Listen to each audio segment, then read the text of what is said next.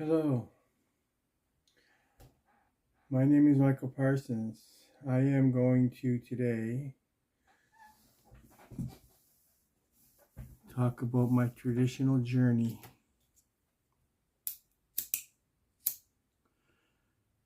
My traditional journey started in earnest when I received this eagle feather. It was given to me by my partner's mother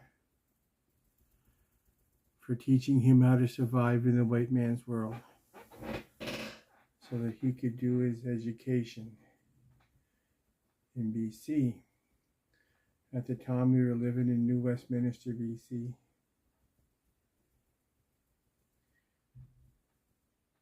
One day I got a call from my friend. After receiving the feather, I got a call from my friend George in Halifax, Nova Scotia, who was getting sick, living with AIDS.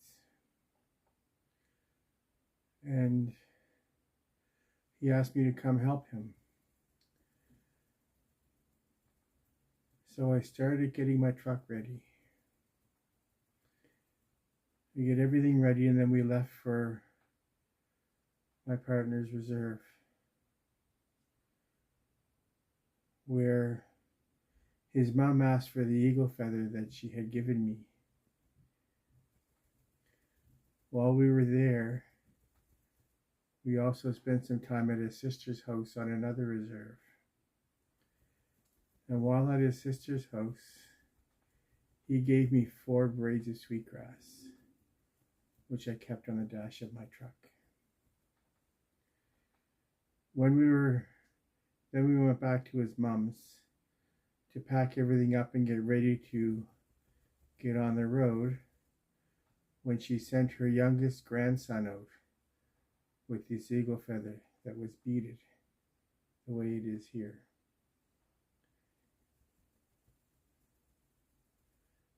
I honestly thought that woman hated me, but turns out it was a tradition within that family for the mothers not to talk to their son's partner, not to interfere. So she didn't speak 2 words to me the whole time. So I had a hard time figuring out what to make of that. But when her youngest grandson came out and gave me a hug and a kiss and gave me this eagle feather, I knew how much she appreciated me. Well, I knew how much she appreciated me when she gave me this feather for teaching her son how to survive in the white man's world. So while we were on our way, crossing the Rocky Mountains, we stopped at a lookout. And on that lookout, there was a cedar tree growing up the side of the mountain. I could reach out and grab the cedar on the top of that tree. So I picked the cedar off the top of that tree and put it in my truck. And then we continued on to Alberta. And that picking the cedar is kind of important to this story, as you'll see later. So I got on the road, leaving from Alberta, and I was regularly smudging and, fanning this sweetgrass and with the eagle feather and traveling across the country when all kinds of things started happening. I was starting to have a spiritual awakening. My ancestors were dragging me along, teaching me different things as I was traveling across the country. When I got to Kenora, Ontario, I was driving past Kenora and I seen a moose on the side of the road dead, with half of its face ripped off. So I stopped by that moose and I gave that moose that cedar that I picked off the top of the mountain and prayed for that moose for a good trip into the spirit world. I had no idea what I was doing. I had not had any teachings other than when you smudge with the sweetgrass, don't shake the sweetgrass, fan it with a feather. So when I used this feather, my first feather, that I ever received. I fanned the sweetgrass with the feather because that's what I was asked to do when I first received this feather of the sweetgrass.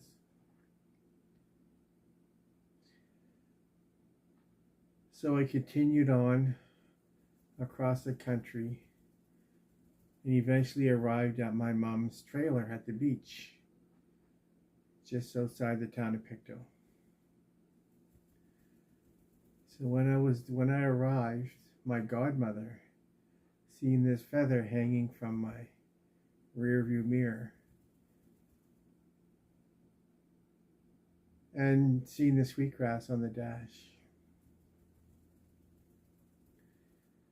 and she went to my mom and she said, "Anne, if you never listen to me again, listen to me now.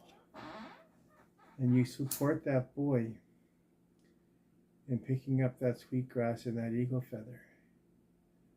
Because it's through that sweetgrass and eagle feather that he'll find the strength to fight this disease that he's living with." And of course, the disease that I live with is HIV and AIDS. And my godmother told her, "You tell that boy who he is, so he'll know that he's on the right path."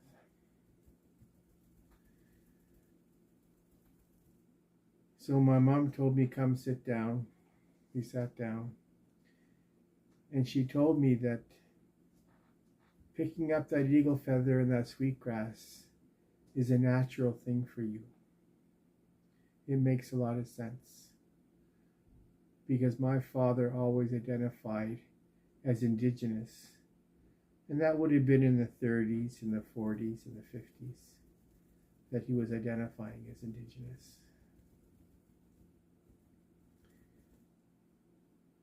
Then later on, my father arrived. And when my father arrived, he and Mom had a chat. And then, as usual, he looked at me and he said, "Mix us a drink." Of course, Orion 7, because whenever my father talked to me, it was mix Orion 7 first. So I mixed 2 Orion 7s and we sat down, and he told me that his great-grandmother was a medicine woman from Stephenville Crossing. She's the one that kept the community healthy. Now, well, he didn't use the word medicine woman, he used the word witch. Which really back in that time in Newfoundland, it kind of meant the same thing. So I have never forgotten this story.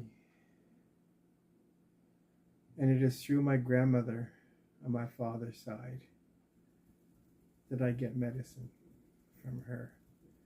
And the ability to be able to use medicine, and the ability to be able to make a little bit of medicine here and there, a little bit, just enough to get by.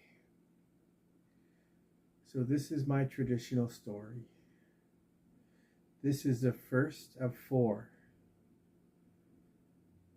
And I will continue making these 4 videos and then uploading them onto the YouTube channel so that people can understand my traditional path.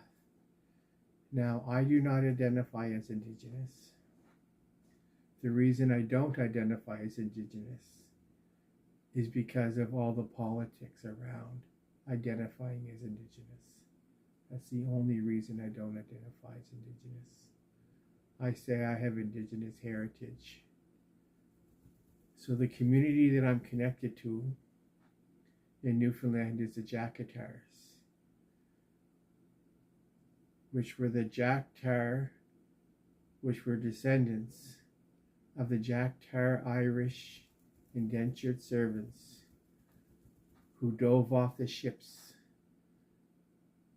to escape the enslavement that they were living in, swam to shore, and made families with the indigenous women on the shores of Newfoundland.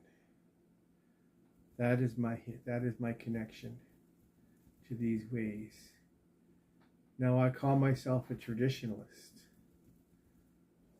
Ancestralism The spiritual path that indigenous people practice in is ancestralism. That ancestralism is practiced all over the world and has been practiced for a very long time, because ancestralism was practiced by the Neanderthals. So it is the oldest spiritual practice on earth. And this is how I came to ancestralism and the spiritual path that I am on today. I have moved away from Eurocentricity in a Eurocentristic worldview to a spiritual worldview, where I see the world more in spiritual terms than I do in academic ways of knowing and doing. Thank you.